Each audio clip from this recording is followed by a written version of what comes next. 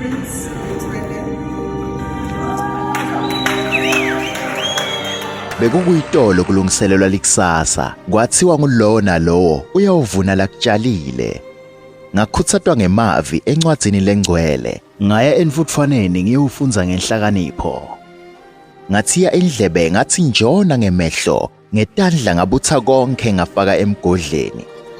Ngendlala ingcondvo njengemhlaba lonothile, tinjulabuchopho tatshala kimi ngilungele. Ngayimunyisisa lenhlanyelo, yachuma yaveta emahlumela, nganisela ngesikhatsi sami nangekutimisela.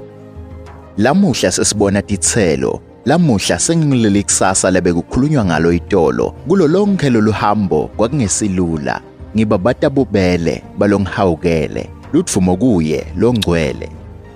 Nanyalo ngisamangele, angati kwendeke kanjani, ngingede ngatishaya sifuba. Konke kwatiwa nguye lokwendeka, akusingemandla netikhwepa tami, akusingebuciko nenhlakanipho yami, kungemusa walophethe impilo yami, yena losebenta ngebunzulu bakhe ekusithekeni. Sibone kuphela ngemiphumela seyivela ebaleni, athathe info lengesilutho ayihlalise ebukhosini.